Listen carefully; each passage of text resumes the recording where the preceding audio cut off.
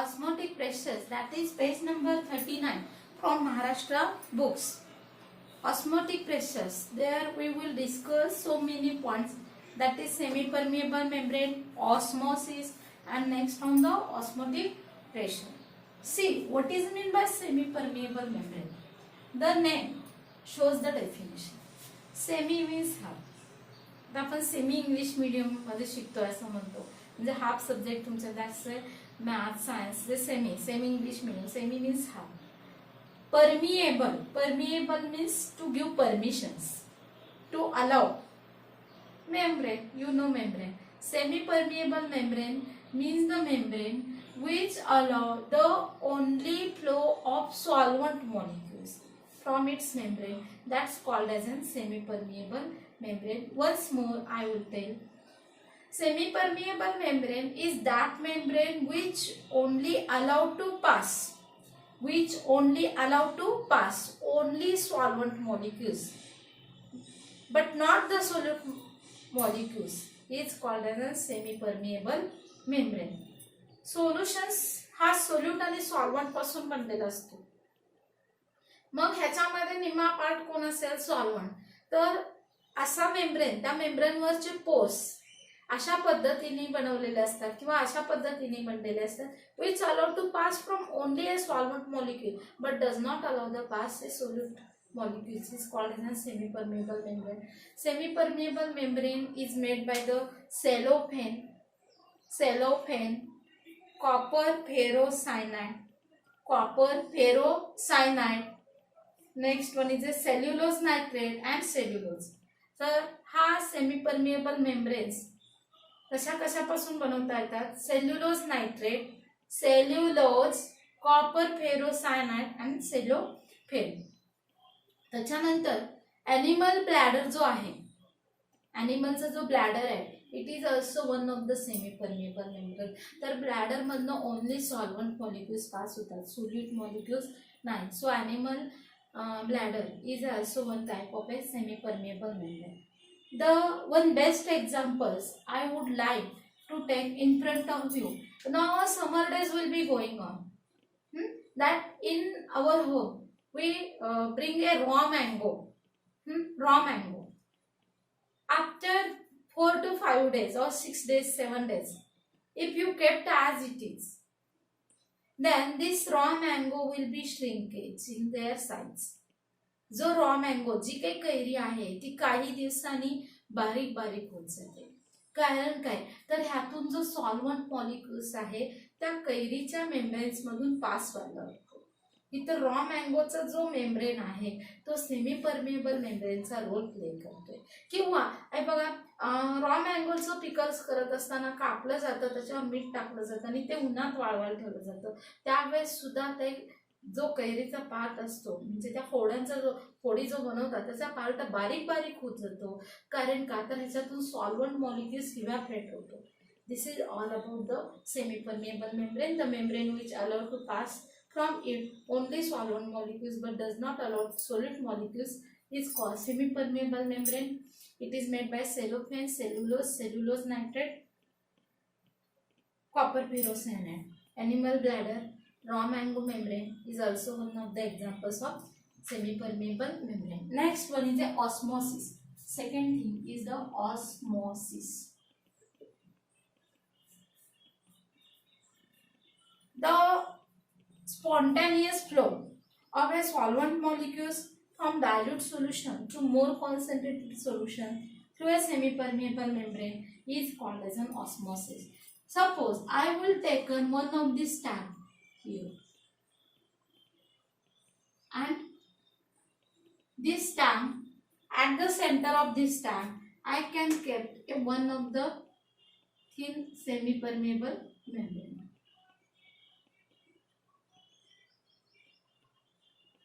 This is what? A semi-permeable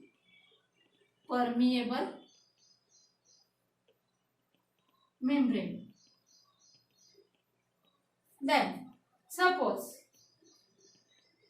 here I take only water molecules. Which molecules? That is only solvent. That is water. And here you can take the solutions. what? That is sugar plus water.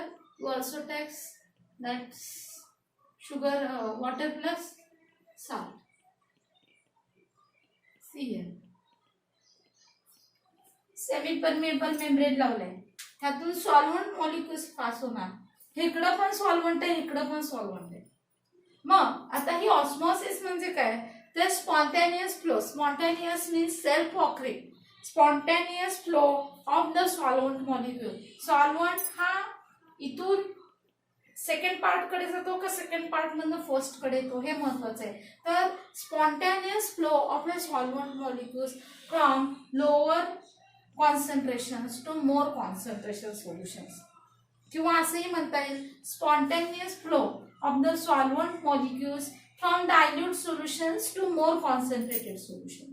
आता इथं तर solute नाहीच आहे, मग हा झाला dilute solution किंवा lower concentration solution. Solution तर म्हणताच येत नाही. आता ह्याच्यामध्ये जरी ह्या दोघात कंपॅरिझन केलं तर बघा इकडे सोल्यूट प्रेझेंट आहे, म्हणजे ह्याचं कॉन्सन्ट्रेशन ह्याच्यापेक्षा जास्त आहे. मग तुमचा फ्लो ऑफ सॉल्व्हंट कुठून कुठं स्टार्ट व्हायला लागेल की डायल्युटेड सोल्युशन्स पासून मोर कॉन्सन्ट्रेटेड सोल्युशन्स कुठे आहे तिथं फ्लो ऑफ सॉल्व्हंट पास होतो. पण कुणामधून? सेमी परमिएबल मेम्ब्रेन्स मधून. That's called as an osmosis. Flow of solvent. Spontaneous flow of solvent from diluted solutions or lower concentrated solutions to the more concentrated solutions through a semi-permeable membrane is called as an osmosis. Okay, thank you. ह्या osmosis मध्येच आपण असे सुद्धा part बघू शकतो. जर suppose here also I can take the water plus NaCl, that is solutions. I can take the solutions of more concentrated solutions घेतलं आणि इथं solutions of low diluted solutions घेतलं आणि इथं solutions concentrated solutions घेतली मी. concentrated solutions तर बघा त्यावेळेस सुद्धा काय होईल? डायल्यूट सोल्युशन्स पासून कॉन्सन्ट्रेटेड सोल्युशन्स कडे फ्लो ऑफ सॉल्व्हंट जातो through a semi permeable membrane is called as an osmosis. असं पण तुम्ही ऑस्मॉसिसची डेफिनेशन लिहू शकता. Next, that is a osmotic pressures. First of all, third of osmotic pressures. Osmotic pressures. Here.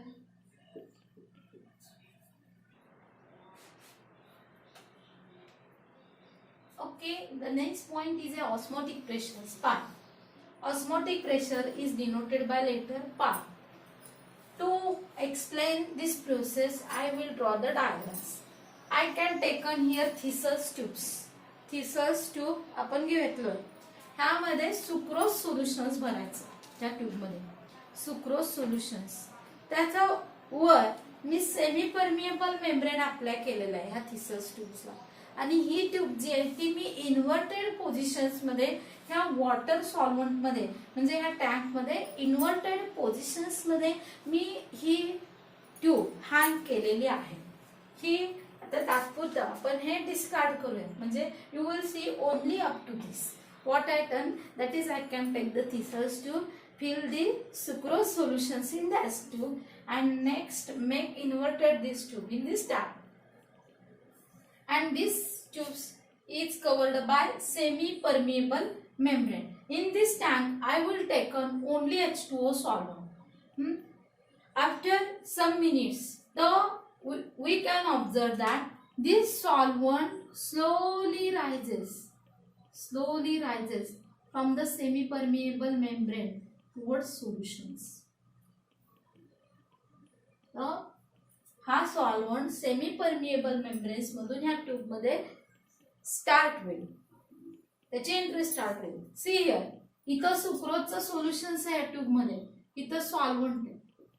Then tell me सोल्यूटचं concentration ह्या tank मध्ये जास्त आहे का इकडं? इकडं तर आपण सोल्यूट घेतलाच नाही, म्हणजे इथं सोल्यूट आहे, इथं सोल्यूट मोर कॉन्सन्ट्रेटेड आहे. आणि इकडं हा dilute solvent, that is flow of the solvent through a semi-permeable membrane from dilute solutions to more concentrated solution is called osmosis. आता इथं आपली ऑस्मॉसिस प्रोसेस काय झाली? स्टार्ट झाली. Osmosis process will be just started. म्हणजेच काय, solvent हा solution मध्ये स्लोली स्टार्ट व्हायला. मग काही वेळानंतर ही सुक्रोजची लेवल ओबियसली ही काय होणार, वाढत वाढत वाढत वाढत जाणार. The sucrose level in the tube will be start to increase. After some time, this level in the tube start develop a hydrostatic pressure. हे लेवल जे आहे सोल्युशन्स लेवल काय करेल, हायड्रोस्टॅटिक प्रेशर डेव्हलप करेल. कुणावर, त्या ट्यूबच्या side वॉलवर.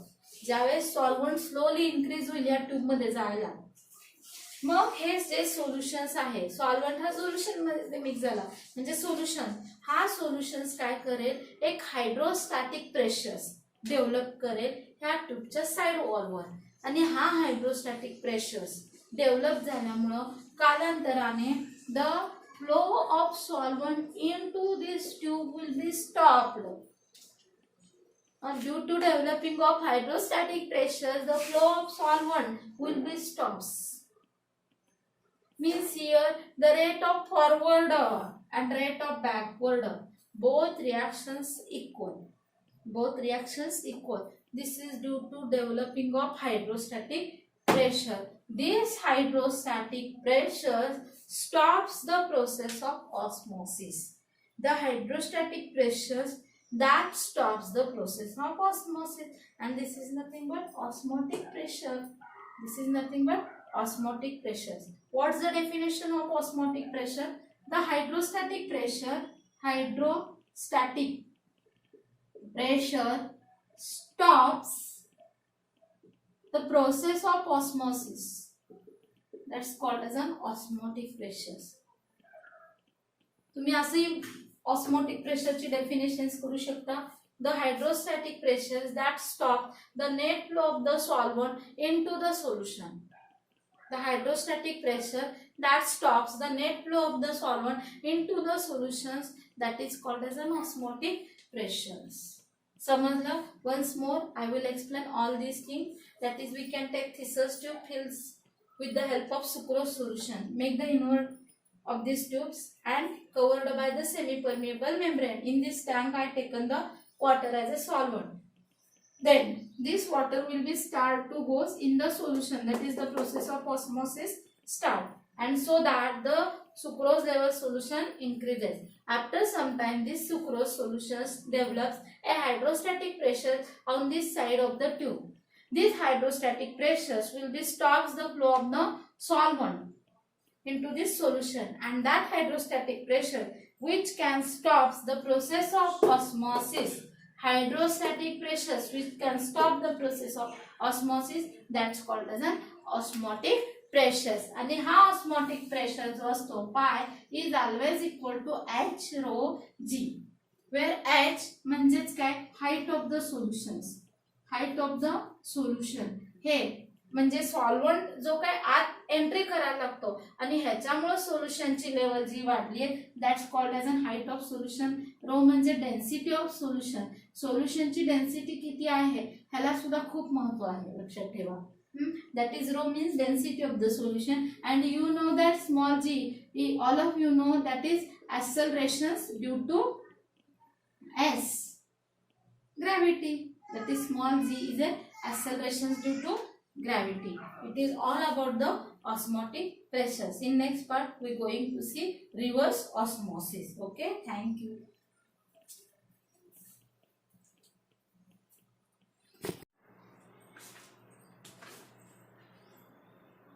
Okay, before going to reverse osmosis, I would like to tell you some examples in our daily life is dependent upon the osmotic pressures. The candied fruits is preserved by putting a sugar or throwing a sugar on it, because a bacteria of the candied fruits will loses the water due to osmosis, and as they loses water continuously, the bacteria will be dead. जे काही candid fruit असतात ते घरात कसं preserve केलं जातं, तर त्यामध्ये त्या फ्रूटवर काही साखर टाकली जाते. मग बघा, त्या फ्रूटवर जरी बॅक्टेरिया असतील, मग साखर टाकल्यामुळं साखरेचं कॉन्सन्ट्रेशन बाहेर, म्हणजे मोर कॉन्सन्ट्रेटेड सोल्यूट प्रेझेंट आहे. आणि ऑस्मोसिस म्हणजे काय, त्या बॅक्टेरियाच्या बॉडीमधलं जे वॉटर आहे, मग ते पूर्णपणे कुठे येणार आहे, त्या सोल्यूटकडे. म्हणजे दॅट्स इट कम्स. ऑलरेडी जाममध्ये वॉटर प्रेझेंट असणार आहे, साखर टाकल्यामुळे त्याचं सोल्युशन्स होईल. आणि बॅक्टेरियाच्या बॉडीमधलं जे काही पाणी आहे, मग त्या शुगर सोल्युशन्सकडे ते वॉटर काय होईल, that is it can push, खेचलं जाईल ते वॉटर, आणि बॅक्टेरिया श्रिंकेज होतील आणि डायड होतील. असं सांगितलं जातं की भाजीपाला वगैरे आणल्यावर त्यामध्ये मिठाचं पाण्यात घालून ठेवायचं काही वेळ.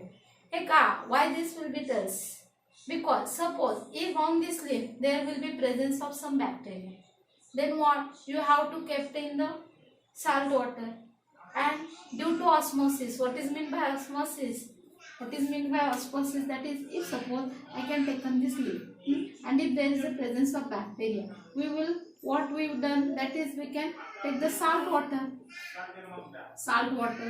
and what this bacteria, whatever may be the water presence here, salt water मध्ये टाकल्यामुळं साल्ट वॉटरचं कॉन्सन्ट्रेशन बाहेर जास्त आहे, मग ते वॉटर काय होईल, स्लोली त्या बॅक्टेरियामधनं बाहेर यायला लागेल. आणि as this all will be loses the water, the bacteria will be died. This is also one of the important examples of the osmosis. त्याच्यानंतर सेकंड एक्झाम्पल सांगायचं झालं तर जे काही रूट्स असतात, त्या रूट्स मधल्या लिप्स जे असतात, ह्यामधलं वॉटर ट्रान्सपिरेशन्समुळं वॉटर निघून जातं. Due to transpiration this water will be loses. As this leaf loses the water, the whatever may be solute in these leaves, whatever may be the solute concentration in this leaf will be increases. Then in the soil water will be present. आपण जे काही पाणी टाकतो, इथं मुळात पाणी टाका असं बोललं जातं. ज्यावेळेस आपण वॉटर थ्रो करतो ते आपण झाडाच्या बेसला टाकतो. ह्याचं कारण काय, जरी ट्रान्सपिरेशन्समुळे ह्यातलं पाणी निघून गेलं, whatever may be the solute present in this leaf, solute concentrations increases, more concentrations of a solute, here presence of the solvent, that is solvent goes towards this leaf. This is also one of the osmotic pressures आणि capillary actions मुळे हा solvent त्या lip पर्यंत पोहोचणार आहे. Solvent म्हणजे तिथं water ह्या लिप पर्यंत पोहोचणार आणि ते लिप पुन्हा काय होणार, ताजतवाना होणार. That is it comes in A fresh moods. Okay, this is also one of the examples of the osmotic pressures. Okay, ठीक है. Next is the reverse osmosis. Fourth point is the reverse osmosis. Reverse osmosis, it is also called as an, that is a RO. Reverse osmosis that we called as an RO. Whatever may be the RO present in our home, this is based on this logic, that is reverse osmosis. What is meant by osmosis? Osmosis means what? Flow of solvent कुठून कुठे, from lower concentrations to higher concentration to semi-permeable membrane. ह्याच्या विरुद्ध करायचे. Reverse osmosis मध्ये काय होणार आहे, that is flow of solvent from higher concentration, that is HC, higher concentrations to lower concentration, HC to LC. म्हणजे ऑस्मोसिस मध्ये lower concentrations पासून हायर कॉन्सन्ट्रेशन्स कडे सॉल्व्हंट जातो. तो सॉल्व्हंट आता आपण काय करायचं, that is flow of solvent from the higher concentrations to lower concentration, that is called as an reverse osmosis. जे काही आरो असतात आपल्या घरातले ते ह्याच प्रिन्सिपलवर डिपेंड असतात. मग तुम्ही काय म्हणा, आता हे रिव्हर्स कसं करायचं. सपोज इथं आपण एक टँक घेतला आणि ह्या टँक मध्ये थोडंसं आपण साल्टी वॉटर असणार आहे. आरो कसा काम करतो बघा, हा जो आहे हा असेल तो असेल साल्टी वॉटर. तर ह्या साल्टी वॉटरवर थोडासा प्रेशर म्हणजे पिस्टन लावायचा. Pistons means that's a you have to apply this pressure. Simple pressures हा ग्रेटर करायचा कुणापेक्षा, पायपेक्षा, म्हणजे ऑस्मोटिक प्रेशर्स पेक्षा ग्रेटर करायचा. Then your osmosis will be reverse, means your solvent flows from higher concentrations to lower concentrations. इथं semi permeable membrane लावणार आहे. आता इथं कसं आहे, साल्टी वॉटर आहे, साल्ट प्रेझेन्स असलेला वॉटर आहे, ह्यातून कोण फ्लो व्हायला लागेल, मग फक्त आणि फक्त ह्या साईडला साल्ट इथंच राहील. आता प्रोसेस ही आपल्याला रिव्हर्स करायचं आहे. हायर कॉन्सन्ट्रेशन कुठे आहे, इथं आहे, आणि इकडं काहीच नाही आहे, हा ब्लँक आहे, तर इकडं काहीच नाही, म्हणजे इथं काहीच नाही, याच्या अर्थ लो कॉन्सन्ट्रेशन आहे. हायर कॉन्सन्ट्रेशन कडून हा सॉल्वंट म्हणजे हा वॉटर सेमी परमिएबल मेम्ब्रेन मधून या साईडला येईल. इथं काय राहील, मग साल्ट ह्या साईडला राहील, आणि सगळा वॉटरचा जो फ्लो आहे तो इकडं येईल. आणि हा जो मिळतोय हा आपल्याला प्युअर वॉटर, ह्या टॅप वॉटर मधून आपल्याला काय मिळणार आहे, that is a pure water. This is known as an reverse osmosis. This is a semi permeable membrane. Once more, by applying some much greater pressures than the osmotic pressures, we can make the osmosis process reverse. What's the definitions of reverse osmosis? Flow of solvent from higher concentrations to lower concentrations is called as a reverse osmosis. Here simple pressure is greater than the osmotic pressures. We can take on the salty water, apply some greater pressures than the osmotic pressure through semi-permeable membrane. Only the flow of the solvent, that is water, will become, here salt will be remaining as it is. जर तिथं काही बोरचं पाणी असेल, तिथं जे RO apply करतो, तर हे ह्या पद्धतीवर, ह्या मेथडवर डिपेंडंट असेल. तर बघा, याच पद्धतीने साल्ट वॉटर म्हणजे सीचं जे वॉटर आहे, तर ह्याच पद्धतीने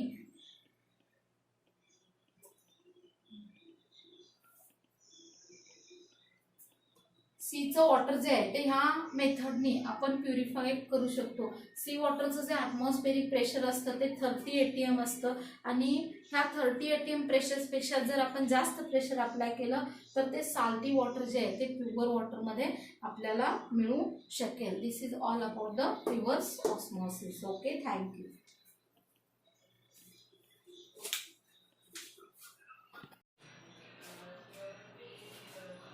Okay, the relations between molecular weight of solute and osmotic pressures. Molecular weight of solute, molecular weight is denoted by letter M. Solute साठी 2, osmotic pressures pi. तर बघा, आपल्याला आज pi and what we want, that is molecular weight M2, ह्यामधले relations पाहायचे. We know that in 11th standard what's the ideal gas equations tells us, that is PV is equal to nRT.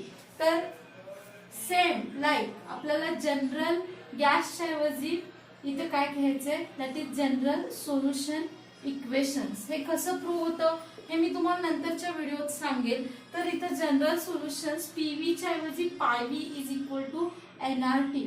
This we see in the 11th standard, that is from Boyle's charge, Avogadro's law पासून आपण हे prove केलं होतं. PV is equal to nRT. तिथला P जो pressure आहे, इथं osmotic pressure घ्यायचं, that is pi V is equal to nRT. Pi आला. आता मॉलिक्युलर वेट ऑफ सोल्यूट आपल्याला घ्यायचं आहे. ह्याच्यापैकी कुठला पॉइंट हा मॉलिक्युलर वेट सोबत रिलेटेड आहे बघा, तर मला वाटतं n means number of moles of solute. N means number of moles of solute.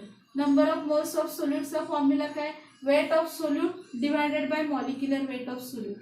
W2 म्हणजेच weight of solute divided by molecular weight of solute.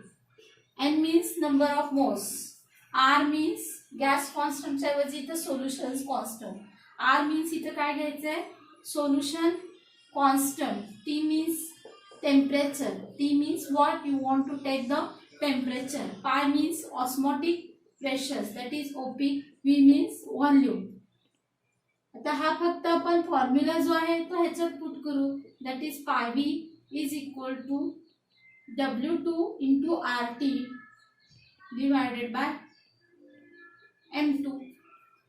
V ह्या साईडला घ्या, that is pi is equal to W2 into RT divided by M2 into V. This is the relations between osmotic pressures and molecular weight of solute. Okay. By knowing all this value, we can calculate the molecular weight of solute. It is the relation phi is equal to W2 into RT divided by M2 into V. Thank you.